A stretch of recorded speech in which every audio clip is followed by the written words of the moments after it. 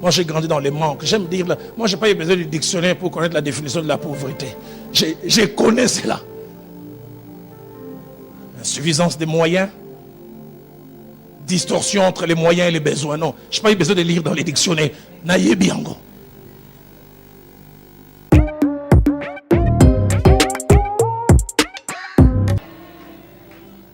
Moi, j'ai été longtemps complexé. J'ai dit ça à des amis. Quand j'étais fiancé avec mon épouse, j'aurais voulu lui offrir une bague de fiançailles. Comme un ami avait dit, l'esprit était disposé, mais la poche était faible.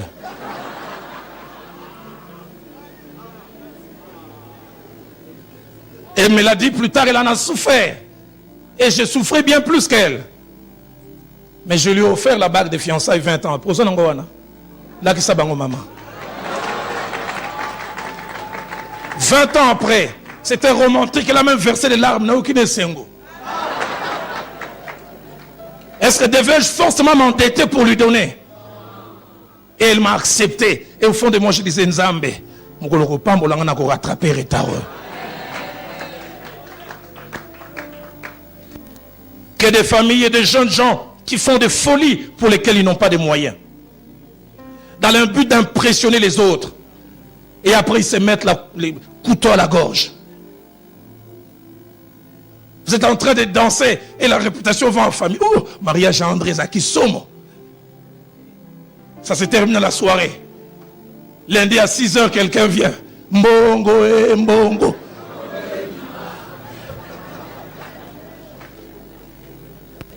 La fête se transforme en cauchemar. S'il est possible, mariez-vous avec dette zéro. Et quand je parle ainsi, je parle surtout à vous les jeunes sœurs. Bino, Bino, Bino. Vous les jeunes sœurs. Bino, Bino, Bino. Si les jeunes gens sont d'accord avec moi, dites Amen. Accepte ce que tu as. Contente-toi de ce que tu as. En attendant que Dieu te donne. J'ai toujours béni Dieu pour l'épouse que Dieu m'a donnée. Moi, j'ai grandi dans les manques. J'aime dire, moi, je n'ai pas eu besoin du dictionnaire pour connaître la définition de la pauvreté. Je connais cela. Insuffisance des moyens. Distorsion entre les moyens et les besoins. Non, je n'ai pas eu besoin de lire dans les dictionnaires. Naye biango. Quand on s'est aimé, on me donnait comme salaire à l'époque, à la bonne, $80. Je dis, chérie, je ne peux rien faire. On va chercher une petite maisonnette. Elle a accepté de venir habiter. La première fois qu'elle a visité la maison, elle devait habiter. Je l'ai vue comme si la foudre était tombée sur elle. Pas de pavement. Pas de toit, de plafond. Toilette qui koso. K-I-K-O-S-O. Je me souviens, Viviane peut se rappeler quand elle est rentrée dedans, elle a vu des algues sur le mur.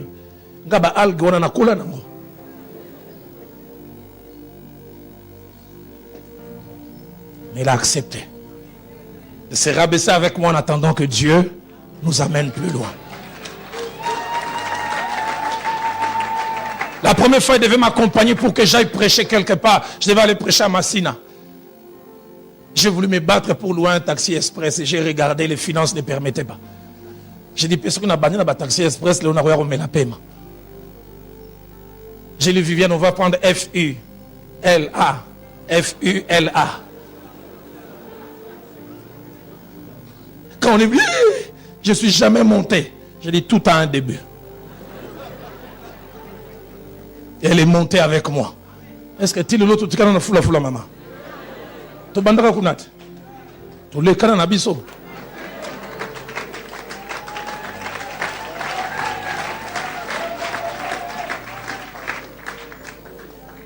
Que des fois on se met sous pression pour rien. On gagne peu, mais on veut vivre comme les autres. Et là j'insiste, et surtout vous les femmes.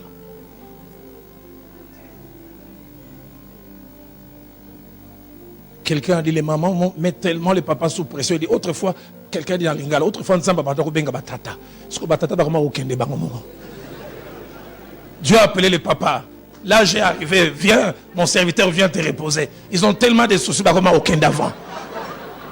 Il arrive maintenant au ciel, on regarde. Oh, toi tu devais venir à 2080. 2014. Pas ces akuna, surtout na maman.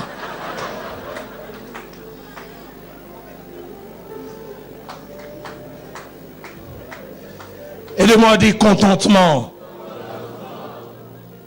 Quatrième principe. Ne pas laisser ce que nous n'avons pas ou ce que nous n'avons pas encore nous voler notre paix aujourd'hui. Nous voler notre joie. Nous voler notre quiétude. Ne pas laisser cela. Paul dit dans Philippiens 4, j'ai appris à être content. J'ai appris à me suffire. Jésus et l'apôtre Paul nous donnent de merveilleuses leçons sur le sujet. Matthieu 6, 24 à 34, long passage, nous allons retirer certaines choses. Jésus dit des choses profondes. C'est pourquoi je vous dis, ne vous inquiétez pas pour votre vie, de ce que vous mangerez, ni pour votre corps, de quoi vous serez vêtus. La vie n'est-elle pas plus que la nourriture et les corps plus que les vêtements? Verset 27, qui de vous par ses inquiétudes peut ajouter une coudée à la durée de sa vie? Verset 30, si Dieu revint ainsi l'herbe des champs qui existe aujourd'hui et qui demain sera jetée au four, ne vous vêtira-t-il pas? Et j'aime ce qu'il dit, gens de peu de foi. Français courant dit, combien votre confiance en Dieu est faible. Il dit au verset 31, ne vous inquiétez donc point et ne dites point, que mangerons-nous? Que boirons-nous? De quoi serons-nous vêtus? Car toutes ces choses, ce sont les païens qui les recherchent. J'aime ce qu'il dit, votre Père. Dites avec moi, notre Père. Il dit, votre Père, c'est que vous en avez besoin. Et j'aime le verset 34. Ne vous inquiétez donc pas du lendemain, car le lendemain prendra soin de lui-même. Et il ajoute, à chaque jour suffit sa peine. Combien de fois nous prenons les peines de demain, nous les avançons aujourd'hui. Nous souffrons aujourd'hui pour un futur qui n'est pas encore là. J'ai vu quelquefois, je me suis inquiété pour demain. Et quand demain arrive avec ses solutions. Et je regrette les soucis dans lesquels je me suis mis. À chaque jour suffit. On ne prenait pas les peines de mai, amener ça déjà en avril. Oui, avant. À chaque jour suffit. Dans Philippiens 4, 6 à 7. Ne vous inquiétez de rien. Mais en toute chose, faites connaître vos besoins à Dieu. Par des prières et des supplications, avec des actions de grâce. Et j'aime ce qu'il dit. Et la paix de Dieu, qui surpasse toute intelligence, gardera vos cœurs et vos pensées en Jésus-Christ. Si certaines choses te dérangent, transforme-la en prière. Et après que tu aies prié, laisse Dieu s'en occuper.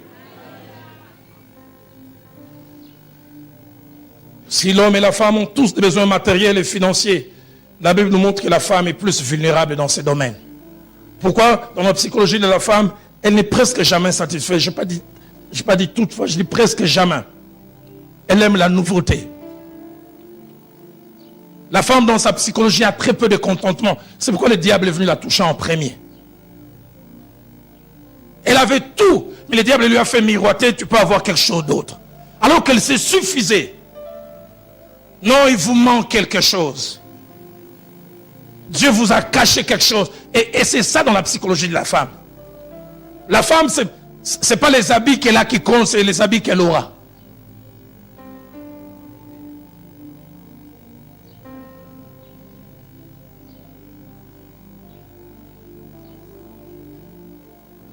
« 1 Pierre 5, verset 7 dit, déchargez-vous sur lui de tous vos soucis, car lui-même prendra soin de vous. » J'aimerais quelques minutes avant de clore toucher le deuxième point, les contentements par rapport à la vie du couple, mais sur le plan sexuel. Et s'il y a deux termes qui peuvent définir les contentements par rapport à la vie sexuelle, c'est les termes fidélité et les termes adaptation. Dites avec moi fidélité. Et deuxième terme, adaptation. Par fidélité, la Bible entend le fait d'appartenir à une et une seule personne, d'être sa propriété exclusive et de ne faire certaines choses qu'avec cette personne et pas avec quelqu'un d'autre. Déjà dans les jardins d'Éden, à l'institution du mariage, le Créateur dira à l'homme, l'homme quittera son père et sa mère et s'attachera à sa femme. Dites sa femme. Pas ses femmes. À sa femme. Et le 2, il n'a pas dit le 3. Pas les 4, pas les 5. Le 2 deviendront une seule chair. Dans Proverbes chapitre 5, versets 16 à 17, ainsi que le verset 20, le sage est en train de montrer sa tristesse de voir des hommes et des femmes qui vont à l'extérieur. Pourquoi? Parce que leurs conjoints et leurs conjointes, semble-t-il, ne leur suffisent pas. Écoutez ce qu'il dit. Tes sources doivent-elles se répandre au dehors?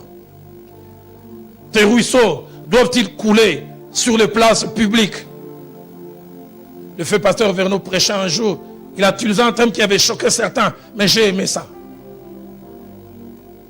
Il y a des gens qui vont jeter les semences partout.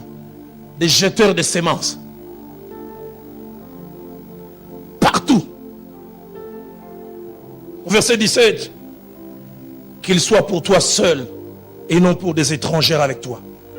Verset 20. Pourquoi mon fils serais-tu épris d'une étrangère et embrasserais-tu les seins d'une étrangère? Français courant dit, pourquoi t'abandonnerais-tu à une autre femme? Pourquoi chercherais-tu le plaisir auprès d'une autre? Cantique des Cantiques au chapitre 2, au verset 16. Abonde dans le même sens, mon bien-aimé est à moi. D'autres versions disent à moi seul. Et je suis à lui seul aussi. Dieu veut que l'on se contente de sa femme et de son mari. Et par rapport au contentement attaché à la sexualité dans la vie des couples, j'aimerais mentionner avec vous ces 5 pensées que je vous prie de noter. Premièrement, le contentement attaché à la sexualité dans la vie des couples est un dépôt dans nos cœurs, mais c'est aussi un choix. C'est un dépôt dans nos cœurs, attaché à la nouvelle naissance, attaché à la vie que Dieu nous a donnée, mais c'est aussi un choix. Deuxième vérité, les contentements attachés à la sexualité, c'est d'abord une action de Dieu en nous, mais confirmée par des actions que nous posons dans la vie de chaque jour. Dieu opère une action en nous, mais nous-mêmes nous sommes appelés à poser des actions chaque fois que nous sommes confrontés à des tentations. Sollicitation de l'extérieur. J'ai dit, je valide les choix de Dieu en ne faisant pas. Ça fait 22 ans que je vis avec Viviane. Et jusqu'à présent, je n'ai jamais connu d'autres femmes. Mais est-ce que d'autres femmes ne m'intéressent pas? Ça serait faux. C'est pas parce qu'on a rempli du Saint-Esprit qu'on voit une femme belle passer, on voit un auto blindé.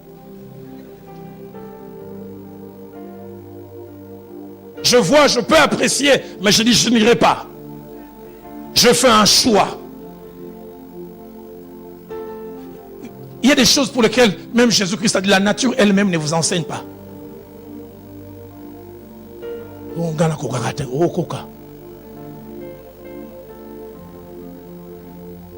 Combien de choses impossibles que nous faisons? Vrai, monsieur comme moi, habillé en costume. Mais hier soir, il a mangé les haricots, il a mélangé du yaourt. Et puis il a pris un peu du tangawizi après.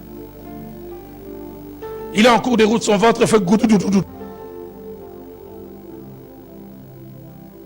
Les gros intestins disent, je dois évacuer quelque chose. Qu'est-ce que tu fais? Partout, ça te prend en cours de route, tu regardes les gens dans les yeux. Et tu évacues ça. En rigolant, en sifflant.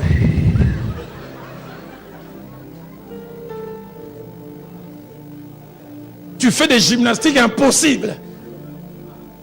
Certains s'arrêtent et commencent à bouger. D'autres comme moi qui ont grandi à la cité, on utilise des méthodes mais qui marchent. Un peu de salive là. Qui a déjà fait ça? Moi j'ai déjà fait.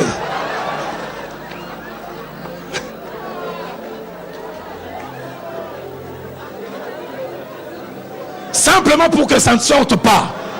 C'est qu'on fait dans ces domaines-là, on peut le faire aussi sur le plan sexuel. Ça vient, je dis, je ne ferai pas. Naturellement, sans aide du Saint-Esprit. J'aime souvent dire aux jeunes gens, personne n'est jamais mort à cause du désir sexuel. Jamais, jamais. À quoi il dit non? Jamais. Mais la sexualité mal gérée tue. Elle amène le sida, elle amène toutes sortes de maladies. Le sida que l'on gagne à l'extérieur et que l'on ramène à la maison. Je suis la sécurité de cette dame, elle est ma sécurité. Tu m'as gardé durant 22 ans, Seigneur. Garde-moi encore autant d'années. Si les hommes qui sont ici sont d'accord avec moi qui disent Amen. Amen.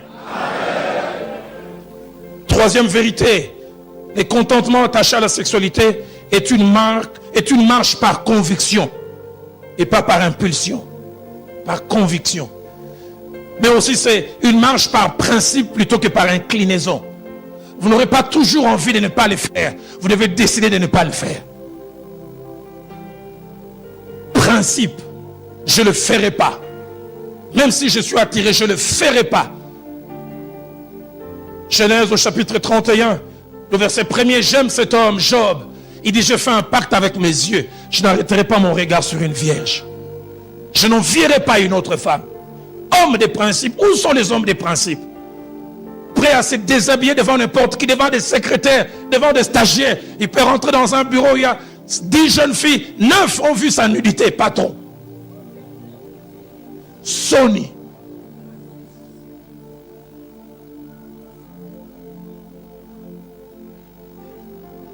Peuvent décrire votre anatomie avec exactitude.